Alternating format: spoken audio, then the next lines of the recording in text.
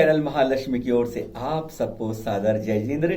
नई झरोखे में आपके पास लाए हैं कार्तिक कृष्ण पंचमी को कुछ खास। 5 नवंबर आज आपकी बात करने आए हैं। कुछ बातें कहते हैं 10 दिन रह गए हैं केवल दिवाली को, महावीर भगवान के 2546वें मोक्ष कल्याणक को, और उसके 89 दिन बाद 89 डेज बाद तक कोई मोक्ष कल्याणक नहीं है।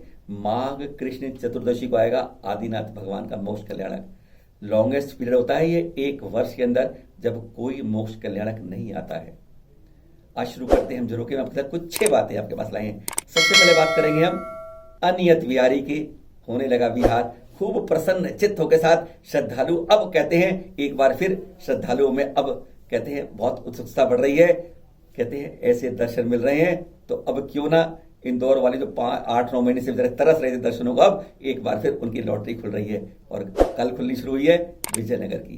उसके बाद बताएंगे आपको छोटे मुंह बड़ी बात, बड़े बड़े शिष्यों ब्रह्मचारियों के लिए काम की बात। छोटे से ब्रह्मचारी ने क्या बताई वह बताएंगे। जयपुर चुनावों के अंदर नगर निगम में 5 जैन बंधु जीते। गुलाबी शहर उनसे बहुत उम्मीदें कर सकता है, आज वह भी देंगे जानकारी। साथ में देंगे एक पेड़ पर लटक रही है पिछिया, क्या कह रही हैं वो, यह बताएंगे। और साथ ही सबसे बड़ा उपयोग किया हुआ कमंडल कहाँ है वह आपको दिखाएंगे। और आपको दिखाएंगे आचार्य कुंद कुंद स्वामी की एक तपस्वी का कितना सुंदर दृश्य है प्रकृति के बीच। शुरू करते हैं आपका झरोखा इन खबरों के साथ। शेयर कीजिए और सब्सक्राइब भी कीजिए। हम हैं आपके साथ, आपके दिलों में बरसते हैं, यही आप सबके लिए बहुत बहुत धन्यवाद। शुरुआत आज की खबरों। अनियत विहारी का आनंद में विहार। रेवती रेंज इंदौर से निकलने के बाद आचार्य श्री विद्यासागर जी मुनिराज सत्संग का अनियत विहार का क्रम लगातार चल रहा है। अब इसी कड़ी में कल बुधवार को नशिया जी के दर्शन के बाद विजयनगर जैन मंदिर तक लगभग 15 किलोमीटर का विहार हुआ। संभवतः आचार्य श्री इंदौर के विभिन्न जिनालयों के दर्शन करते हुए विहार कर रहे हैं और लंबे समय से इंतजार कर रहे श्रावकों को दर्शन के साथ मंगल उद्बोधन से लाभान्वित भी करते जा रहे हैं।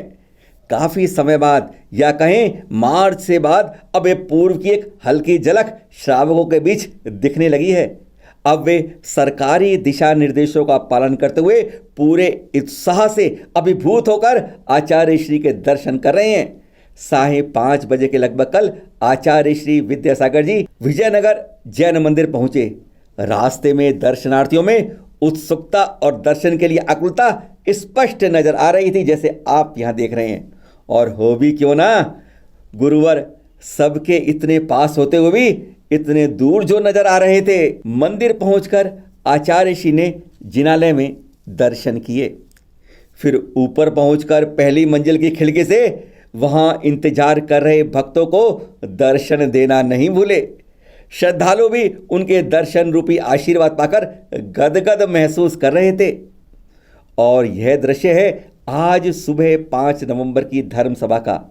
कर लिया आपने भी आचार्य श्री के दर्शन, दूर होकर भी हमारे हृदय में विराज रहे हैं हमारे गुरुवर। और यह है आज प्रातः दोपहर को आहार के उपरांत के दर्शन, जब संस्कृत के प्रकांड विद्वान व राष्ट्रपति पुरस्कार से सम्मानित पंडित मैथिली चरण त्रिपाठी जी ने आचार्य श्री से विभिन्न विषयों पर लगभग 1.25 घंटे चर्चा की। और यह चर्चा पूरी संस्कृत में हुई। अगली जानकारी, छोटे ब्रह्मचारी की बड़ी बात, कैसे शिष्य हो गुरु के साथ। अब सुनते हैं छोटे से ब्रह्मचारी भैया जी से बड़ी पते की बात। 10 वर्ष की उम्र है इनकी। आचार्य श्री विशुद्ध सागर जी के चरणों में क्या कमाल की बात कही है। छोटे मुंह पर बड़ी बात, जरा सुनिए। शिष्य बने बिना कोई सच्चा गुरु नहीं बन सकता। आपको यदि गुरु बनना है तो सर्वप्रथम सच्चे गुरु के पास जाकर विनयशील शिष्य बनना होगा। इस दुनिया में गुरु को मानने वाले बहुत हैं। इस दुनिया में गुरु को मानने वाले बहुत हैं, परंतु परंतु परंतु भैया जी, गुरु की आज्ञा पे चलने वाले उंगलियों पे गिनने के लायक हैं। क्षमा करना, छोटे मुंह भरी बात, परंतु यही सत्य है। इस दुनिया में, इस जीवन में गुरु का जय जयकार करने वाले लाखों हैं, परंतु गुरु जैसा जीवन जीने वाले कुछ ही हैं। सच्चा शिष्य वही है जो आत्म कल्याण की भावना से भरा हो। सच्चा शिष्य वही है जो आत्म कल्याण की भावना से भरा हो। मित्रों, गुरु बिन जीवन शुरू नहीं होता। यूं तो पशु भी जीवन जीकर मर जाता है। गुरु के सानिध्य में जो शिष्य रहता है वो एक दिन परमात्मा बन जाता है। इस जीवन में गुरु की परम आवश्यकता है। ब्रह्मचारियों, ज्ञानियों, गुरु कल्प वृक्ष के समान उपकारी होते हैं। और सच्चा शिष्य वही होता है जो गुरु का आज्ञा का उल्लंघन स्वप्न में भी ना करे। सच्चा शिष्य वही होता है जो पल पल गुरु के अनुसार आचरण करे। सच्चा शिष्य वही होता है जो छुप छुप कर भक्तों से बातें ना करे, मनमाने काम ना करे। सच्चा शिष्य वही होता है जो गुरु के कार्य को अपने कार्य से श्रेष्ठ और महत्वपूर्ण समझे। सच्चा शिष्य वही होता है जो अपने गुरु को बार बार छोड़कर घर न जाए। सच्चा शिष्य वही होता है जो गुरु के उपकारों को अंत तक न भूले। मित्रों, सच्चा शिष्य वही होता है जो गुरु की आज्ञा के बिना ना कुछ ले ना कुछ दे। और सच्चा शिष्य वही होता है जो गुरु की वाणी को प्रभु वाणी मानकर स्वीकार करे। शिष्य को कुम्भकार की मिट्टी और किसान के बीज के समान होना चाहिए। अंत में इतना ही कहना चाहता हूँ, अगर आपको अध्यात्म की गहराइयों में उतरना हो, तत्व की ऊंचाइयों को समझना हो, भव सागर के पार होना हो, तो आज और अभी मेरे गुरु विशुद्ध सागर जी को अपने गुरु बनाए और सुख शांति आनंद के राह पर आ जाए। जयपुर नगर निगम चुनावों में जीते जैन पार्षदों को बधाई। इस बार जयपुर के ग्रेटर व हेरिटेज नगर निगम में 5 जैन बंधुओं को विजय प्राप्त हुई है। इनमें है जयपुर ग्रेटर नगर निगम वार्ड के 72 से पारस जैन जी ने मानसरोवर से भाजपा के लिए जीते। वहीं वार्ड 142 से यानी लाल कोठी से भाजपा के लिए हिमांशु जी ने विजय प्राप्त की। और वहीं पुनीत कर्णाविट जी ने महावीर नगर से भाजपा के लिए 128 नंबर वार्ड से विजय प्राप्त की।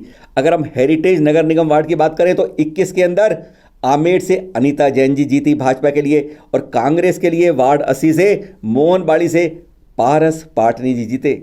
सभी से गुलाबी शहर को अब उम्मीदें होंगी और उम्मीद है यह अपने पद के साथ जैन संस्कृति व जैन समाज को भी गौरवान्वित करेंगे। चैनल महालक्ष्मी और सांध्य महालक्ष्मी ओर से आप सबको हार्दिक शुभकामनाएं। आचार्य श्री कुंद कुंद स्वामी जी का यह आकर्षक तपो स्थान, इतना खूबसूरत दृश्य ही आप ऊपर आकाश से देख रहे हैं। कर्नाटक के शिमोगा जिले के पश्चिमी घाट पर स्थित है।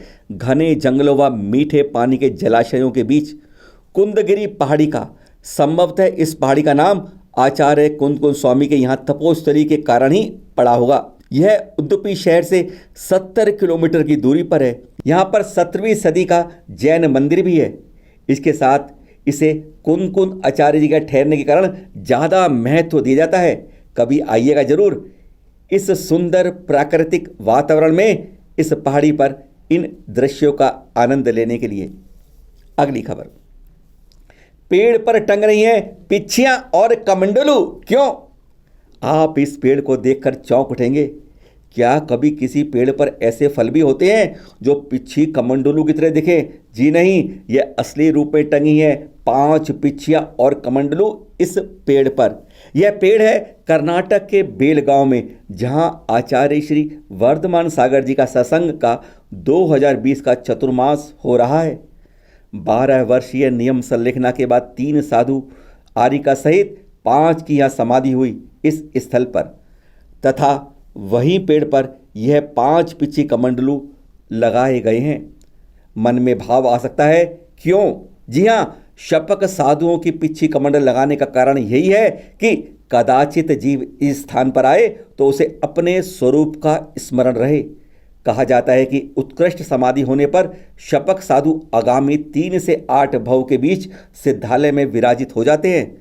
धन्य है आचार्य श्री वर्धमान सागर जी जो वात्सल्य भाव से उत्कृष्ट संलेखना कराते हैं। संभवतः विश्व का सबसे बड़ा उपयोग किया गया कमंडलू। वैसे तो प्रदर्शन के लिए कितना भी बड़ा कमंडलू बनाए हो, पर उपयोग में यह कमंडलू ऐतिहासिक, मूल्यवान और सबसे बड़ा है। यह इस समय कर्नाटक के बोरगांव मंदिर में है। इसे आचार्य श्री आदि सागर जी महाराज उपयोग में लाते थे। जैसा आपको मालूम होगा, आचार्य श्री आदि सागर जी 7 दिनों में एक ही बार आहार ग्रहण करते थे। इस कमंडल को लेकर कोल्हापुर से 35 किलोमीटर दूर तक आहार लेने को जाते थे और इसका जल 7 दिनों तक शुद्धि के काम आता था। बस आज की खबरें इतनी, फिर मिलेंगे नई खबरों के साथ आपके पास। आप लोग शेयर कीजिएगा जैन समाचार को, अपने तीर्थों को बचाइए, सुरक्षित रहिए। कहीं कोई गलत बात जैन समाज के अंदर संस्कृति के बारे में होती है, आवाज उठाइए। अब चुप नहीं रहना है हम सबको, हमें एक होना है, एक करके बात करेंगे। और एक बात अभी जानकर लाएंगे आपको, हमें छोड़नी अपनी अपनी बीच की बातें, चाहे श्वेतांबर हो, दिगंबर हो, स्थानकवासी हो, मूर्ति बने हो, कांजी स्वामी हो, हम सबको एक मुट्ठी में एक हाथ बनकर रहना होगा, क्योंकि महावीर के लाल अब बटना नहीं चाहेंगे, रहेंगे एक साथ मुट्ठी बनके सबके सामने। फिर मिलेंगे आपके साथ नए एपिसोड में। सादर जय जिनेंद्र।